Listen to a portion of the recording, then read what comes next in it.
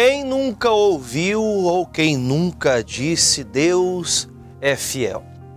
Deus é fiel a quê? Ou a quem Deus é fiel? A sua palavra, ela nos ensina que Deus, ele é fiel à sua palavra. Fiel é uma coisa verdadeira. Tudo que é fiel é verdadeiro, que é igual, é algo que não há sombra de variação e nem dúvidas. Nós conseguimos compreender, amados irmãos, que muitas vezes muitas pessoas proferem um Deus fiel, crendo que Deus ele é fiel, Deus ele vai honrar, mas não compreendem o que é a fidelidade de Deus. A fidelidade de Deus é manter aquilo que sua palavra diz. Se você não vive a palavra, se nos momentos difíceis da sua vida você se encara na dúvida, você se encara sem a direção daquilo que a palavra diz, infelizmente a fidelidade de Deus vai faltar para você. E quando faltar a fidelidade de Deus para você, você vai até colocar à prova se Deus é ou não fiel, né? Muitos vão pôr à prova, será que Deus está comigo? Será que Deus vai fazer mesmo de acordo com o que a Bíblia fala? Porque as coisas estão indo para a minha vida de mal a pior? Tem um texto na Bíblia que nós vamos estudar hoje, que o salmista Davi, ele descreveu a fidelidade de Deus e a fraqueza do homem. O homem é muito fraco. O homem por si só, ele se abala emocionalmente, espiritualmente. As diversidades aparecem, o homem ele adoece e a vida do ser humano ela precisa, nós precisamos de Deus. E para que a fidelidade de Deus se cumpra sobre nós, nós temos que aprender pela palavra. Houve um período que isso várias vezes nós vemos na Bíblia. Primeiro nós vemos o povo de Deus, o povo de Israel aprisionado no Egito, sendo cativo, vivendo como escravos de Faraó e do Egito, que receberam libertação, que ouviram a Deus. Deus ouviu o clamor deles e Deus então enviou o libertador Moisés, que por sua vez tirou o povo e foram para o deserto até a terra prometida. Esse povo se tornou rebelde, ficaram contrários. E quantas outras vezes nós vemos o povo que tinha a ascensão quando buscavam a Deus e a queda quando deixavam da palavra de Deus. Vemos o período babilônico, que é o exílio da Babilônia, foi terrível. Você olhar para o exílio da Babilônia e ver toda a cidade, toda Jerusalém destruída, todo o trabalho feito de milhares de anos, toda a estrutura criada, tudo aquilo que foi feito foi destruído. A Babilônia tornou-se dono do povo de Deus. E, por sua vez, destruídos porque, infelizmente, deixaram de ouvir a Deus. Até os dias de hoje, diz das tribos perdidas de Israel, porque quando houve o exílio da Síria, quando os assírios se levantaram contra o povo de Deus, quando os assírios vieram para destruir o povo de Deus, eles, ao invés de buscar ao Senhor, de reivindicar a força de Deus, a palavra de Deus, que diz que Ele estaria conosco, que Ele faria que seu povo desfrutasse do melhor, esse povo muitas vezes eles procuravam as artimanhas humanas para resolverem a sua vida. E Isaías, no capítulo 30, onde começamos hoje esse estudo, no versículo 1 em diante, que diz assim, ó: Ai dos filhos rebeldes, diz o Senhor, que tomaram conselho, mas não de mim, e que se cobriram com uma cobertura, mas não do meu espírito, para que depois que se acrescentassem pecado acima de pecado, que descem ao Egito sem perguntarem à minha boca, para se fortificarem com a força de Faraó e para confiarem na sombra do Egito, pela grandeza do Egito, porque a força de Faraó se vos tornara em vergonha, e a confiança na sombra do Egito em confusão. Veja que no momento que eles são pegados, são colocados numa situação de medo, eles então resolvem reivindicar a ajuda humana. E me chama a atenção que quando esse povo vai buscar uma ajuda, eles nem sequer oram a Deus. Eles nem sequer têm o cuidado de chamar Deus. O Senhor vai permitir nós passarmos por essa batalha? O que nós devemos fazer? Os inimigos assírios estão chegando, eles querem nos destruir. Nós temos como entendimento e conhecemos pela história bíblica que o Egito, a vida de alguém que anda com Deus, quando desce ao Egito, quando torna ao Egito, é voltar ou viver práticas contrárias àquilo que Deus nos ensina a viver. Quando esse povo estava amedrontado, eles procuraram então fazer amizades, alianças com pessoas que fossem trazer um agregado na batalha da fé, na batalha do que se diz respeito à vida com Deus, na batalha entre o bem e o mal, na batalha contra o inferno. Você não pode se unir ou aliançar-se a alguém ou a algumas coisas ou a pessoas ou a nações que não se curvem diante de Deus. Os egípcios, por sua vez, eram fortes, conhecidos pelo seu grande exército, conhecido pela sua grande armada, pelos seus grandes cavalos. Eles estavam sempre preparados para as guerras. Mas o Senhor fala, vocês estão buscando ajuda no Egito. Muitas pessoas estão esquecendo da grandeza de Deus. O Salmo 146 mostra a nós, mostra para mim e para você, quem deve receber louvor e a quem se deve buscar, porque na fraqueza do homem, aí então você nota que a fidelidade da palavra, daquele que executa, que fica firme naquilo que está descrito na palavra de Deus, na tábua do seu coração, a palavra continua viva. Você não alternou, você não alterou nada, você continua tendo Deus como a base e cuidado da tua vida. Olha o que diz o salmista no capítulo 146, versículo 1, diz assim: louvai ao Senhor. Ó minha alma, louva ao Senhor. Já começo dizendo que ele fala a minha alma, porque a alma é o nosso intelecto. Se você está passando por um período, seja bom, seja mal, seja mais ou menos, um período de oscilações, um dia alto, um dia baixo, um dia bem, um dia mal, não se esqueça de louvar a Deus. Porque se a tua alma ficar perturbada com tantos problemas, quando falamos de louvar a Deus, não é só você cantar. Bom, até um dito que diz aí fora, quem canta os males espanta. Tem música que você escuta aí hoje, meu amigo, que eu vou te falar, que te deixa mais perturbado ainda. Mas se você louvar a Deus, o próprio salmista diz que nós temos que cantar um cântico novo. O que é um cântico novo? Um louvor novo. Tem que sair da tua boca um louvor verdadeiro. Deus, te louvo. Ah, pastor, estou passando por um período de dificuldade financeira. Deus, eu te louvo. Porque esse período que eu estou passando não é bom. É difícil, mas eu louvo o Senhor por aquilo que eu tenho. O Senhor me deu casa, o Senhor me deu um trabalho, o Senhor me deu condições, saúde. Deus, eu louvo a Ti.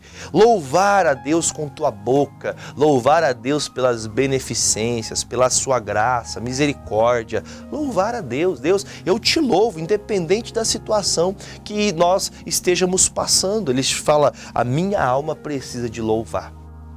A pessoa que não tem um coração de louvar, de adorar a Deus, essa pessoa facilmente é iludibriada pelos seus pensamentos. Ela é enganada. Seus pensamentos, minha mãe diz isso quando eu era criança, ela falava, mente vazia é a oficina do diabo.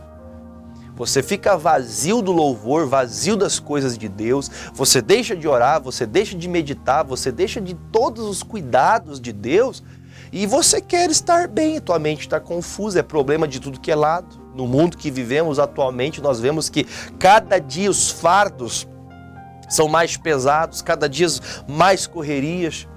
Nós temos que ter a nossa alma louvando a Deus. Nosso intelecto, nossa mente tem que estar ligada no Senhor. Versículo 2. Louvarei ao Senhor durante a minha vida. Cantarei louvores ao meu Deus enquanto eu viver. Veja que há uma diferença entre a vida e o viver. Por quê? Durante toda a sua vida, todos os episódios da tua vida vão marcando a tua existência. Tanto quanto você pode perceber que desde o nascimento, a conceição na vida, né? Nascemos da mãe, nós precisamos da mãe para cuidar, para embalar, para amamentar, para trocar, para limpar, para dar banho, e cresce, e tudo a gente é dependente, em tudo a gente é dependente. Fase de crescimento, de estudo, até o momento de um relacionamento, casamento, formar a sua família. Existem fases. Durante toda a sua vida, nós louvamos a Deus por tudo. Louvamos a Deus pela família, pelos pais que tivemos, pela infância. Pastor, eu não tenho por que louvar a Deus pela minha infância. A minha infância foi de luta. Você está vivo hoje? Você venceu a fase ruim, pastor, graças a Deus aquilo passou. Louve a Deus durante toda a tua vida, independente da situação que você passe. Aí ele fala, cantarei louvores a Deus enquanto eu viver.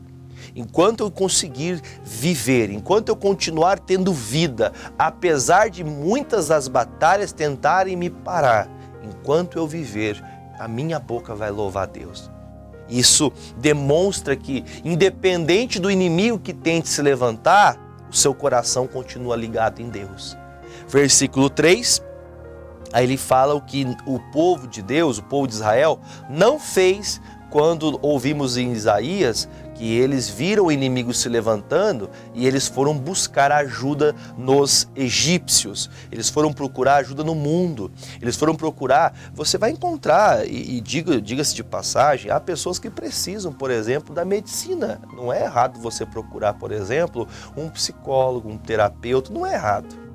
O errado é quando você começa a dar crédito para tudo que aquela pessoa fala e descrer da palavra de Deus que diz que você é curado, você é liberto.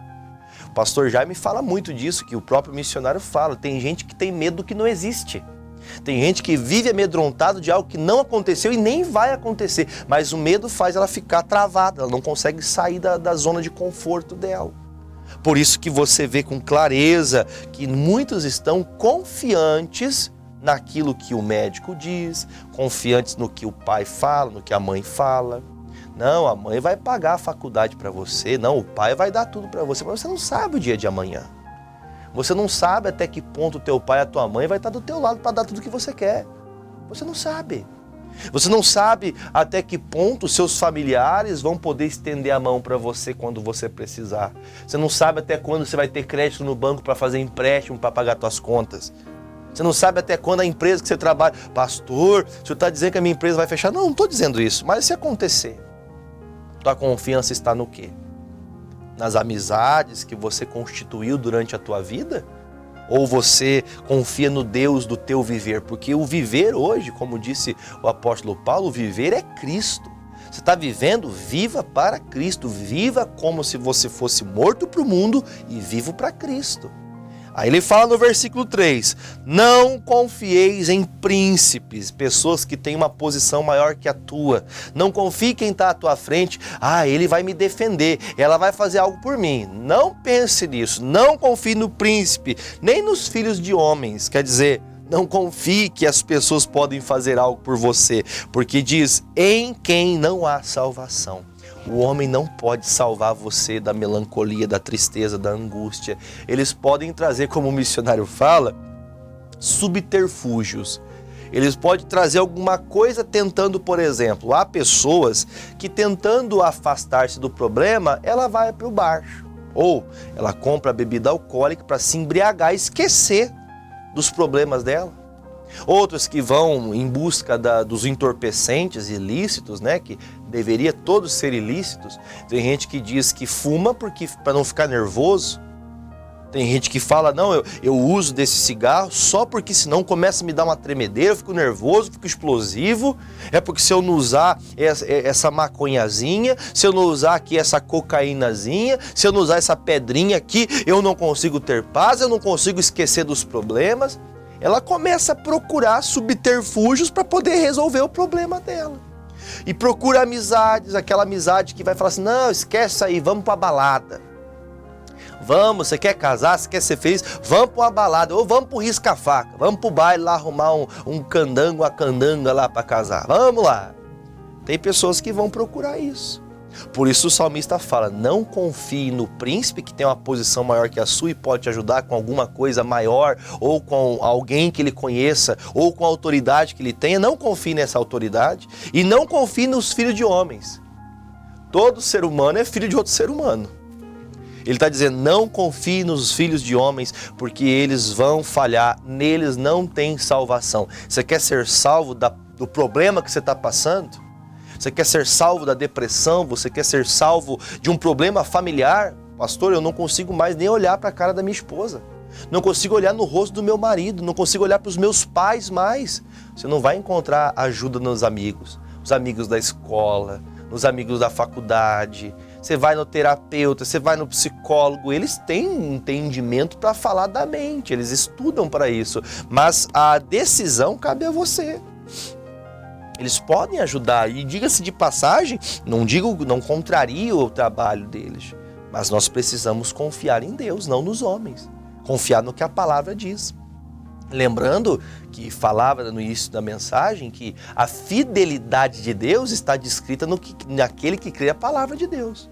Se você crê que Deus é fiel, ele vai agir de acordo com a palavra. Se você não está na palavra, Deus não vai ser fiel a você. Se você age contra a palavra, a fidelidade de Deus não te alcança. Você tem que andar de acordo com a palavra. Então, não creia em homens, não creia naquilo que as pessoas... Ah, mas a minha avó falou, meu pai falou, minha tia falou. Não, eu confio em Deus. Eu acredito que há homens, sacerdotes, pastores, pessoas que são dirigidas pelo Espírito Santo para pregar, me ensinar. Mas eu confio em Deus. Porque se o homem falhar, eu continuo crendo naquele que nunca vai falhar, que é o Senhor. Versículo 4. Por que não pode confiar nos homens? Por quê? Porque sai-lhes o Espírito e eles tornam para a sua terra. Deixa eu perguntar para você. Você já viu em Gênesis que o homem do pó veio e para o pó ele volta? Deus fez o homem do pó. Quando sai o Espírito, quando a gente morre, quando a gente deixa essa existência humana, carnal, quando a gente deixa essa vida, o Espírito saiu, a carne volta para onde veio, volta para o pó. Veio do pó e volta para o pó.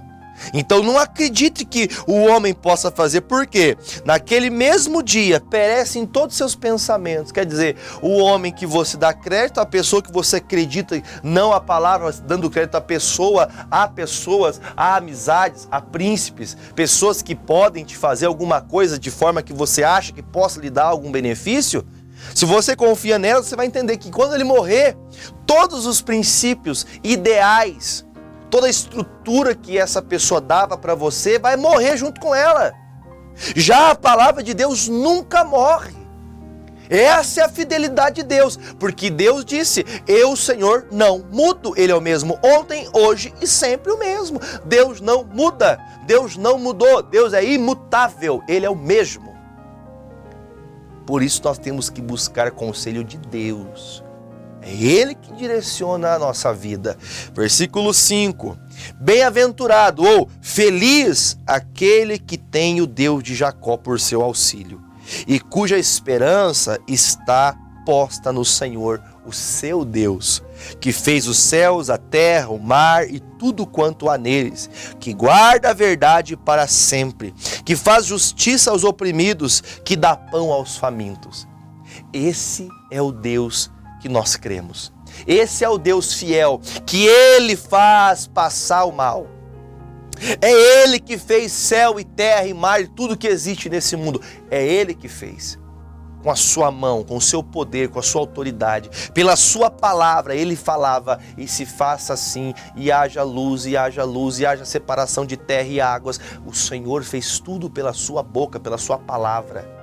Ele não muda, no Senhor não há sombra de variação. Ele faz justiça, Ele é um Deus justo. Por isso, Ele é fiel de quem guarda essa palavra, de quem vive essa palavra. E Ele termina dizendo que faz justiça aos oprimidos e dá pão para quem é faminto. Quem sustenta o necessitado de alimento é Deus. Quem sustenta uma família que muitas vezes ganha pouco, tem poucos recursos, mas são felizes em Deus.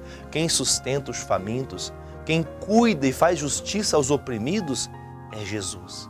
Talvez uma pessoa possa passar a vida toda sendo injustiçada. E se ela está guardando a palavra de Deus, ela não está falha, ela não está errada, ela não está injustiçada, porque quem faz justiça é Deus. Quem justifica você é Deus. E no versículo 8 diz: o Senhor abre os olhos do cego. O homem pode abrir os olhos do cego? O homem, a natureza carnal, não pode. O homem pode, em nome de Jesus, determinar que o cego passe a enxergar. O milagre acontece, mas no nome de Jesus. O homem não pode fazer sozinho isso.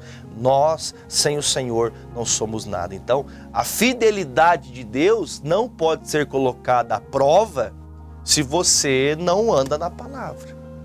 Você ora por cura e a cura não acontece, você quer colocar a culpa em Deus, mas você não crê na palavra. Como que você quer que Deus te cure? A palavra não diz que eu sou curado? Sim.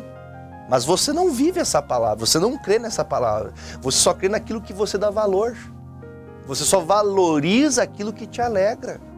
Deixa eu te mostrar uma coisa. Vamos voltar lá em Isaías? Vamos voltar lá? Vamos lá em Isaías, eu já volto aqui no Salmo de novo. O Isaías agora é o capítulo de número 30, versículo 9. Porque olha como que Deus estava olhando para esse povo que foi procurar ajuda no Egito, foi procurar ajuda nas pessoas erradas, foi procurar ajuda na internet, foi procurar ajuda, livros de autoajuda, foi procurar o psicólogo, o psiquiatra, foi procurar medicamento, foi procurar ajuda de todo mundo, procurou ajuda dos cachorros, irmão. Eu amo mais meu cachorro do que minha mãe e meu pai. Tem gente que ainda tem esse problema, que ela busca esconder uma coisa, buscando uma coisa que não vai ter futuro, não vai ter crescimento. Porque olha o que diz o 39. Porque o povo rebelde é este. Porque povo rebelde é este. Deus está dizendo, esse povo é rebelde, que não escuta, que não obedece. São filhos mentirosos, filhos que não querem ouvir a lei do Senhor. Quer dizer, Deus está dizendo que esse povo que busca ajuda não em Deus, são rebeldes. São pessoas que não agem prudentes, são pessoas que preferem ouvir a mentira do que a verdade, são pessoas que preferem se rebelar, andar contra do que aceitar que está errado e precisa de Deus. Versículo de número 10, que diz aos videntes, não vejais, aos profetas, não profetizeis, para nós o que é reto, dizei-nos coisas aprazíveis e tende para nós enganadoras lisonjas. Quer dizer, se eu falar assim, a partir de hoje tua vida vai ser uma bênção, a partir de hoje acabou teus problemas, você vai ficar feliz? Eu acho que fica. Mas se você não mudar, se você não colocar o centro, se você não colocar Deus, se a tua confiança não ser nele, muito difícil vai ser o que eu estou lhe falando de benefício acontecer. Só que o que esse povo falava? Nós não queremos que os profetas profetizem as palavras de Deus. Nós queremos ouvir lisonjas. O que são lisonjas? Por sua vez, são palavras que entram nos ouvidos e acariciam o ego. Tem gente que gosta de acariciar o ego. Parabéns, que trabalho bem feito. Minha mãe falava, quando eu chegava, mãe, meu boletim, que bonito. Ela falava, não fez mais do que sua obrigação. Andar na justiça, fazer a coisa certa, recorrer a Deus, é uma obrigação de quem anda com Deus. Você quer ser iluminado, você quer ser melhor. Porque ele diz com clareza, esse povo pede o profeta que fale palavras que aguçam, que traz o melzinho na chupeta para ele. É isso que as pessoas estão pedindo hoje. As pessoas não querem uma igreja que fale a verdade. Quer uma igreja para poder chegar lá e ter um cargo. Não, pastor, eu saí da igreja aqui, mas eu cuido da porta da igreja ali. Pastor, eu saí da igreja aqui, mas eu fui ali e lá eu sou o presbítero, lá eu sou o obreiro, lá eu sou o diácono, lá eu sou o ministro não sei das quantas, lá eu faço isso, lá eu faço aquilo, lá eu fui visto, lá eu fui encontrado, fui achado com amor de verdade. Mas acredito que muitos não estão sendo tratados com a palavra mesmo, porque a palavra de Deus, ela é dura. A palavra de Deus, como dizia minha mãe, a vida é dura para quem é mole. Se você está achando difícil ouvir o evangelho, é porque você não quer viver confiando nesse Deus que faz tudo. É Ele que tem poder para mudar a tua vida. Aí ele diz assim, versículo 11: desviai-vos do caminho, apartai-vos da vereda, fazei que deixe de estar o Santo de Israel perante nós. Pelo que assim diz o Santo de Israel: visto que rejeitais esta palavra, e que confias na opressão e na perversidade, e sobre isso vos estribais. Por isso, essa maldade, ou seja, por eles estarem contra Deus, por eles estarem agindo contra a palavra, o que está acontecendo para eles eles estão perdendo. Deus está falando, vocês vão passar por maldade, vocês vão sofrer, porque vocês não querem me ouvir. Vocês ouvem os egípcios, vocês procuram ajuda em tudo, mas em mim vocês não procuram. Aí ele termina dizendo, por isso esta maldade vos será como a parede fendida, uma parede rachada, que já forma uma barriga desde o mais alto sítio, cuja queda virá subitamente em um momento.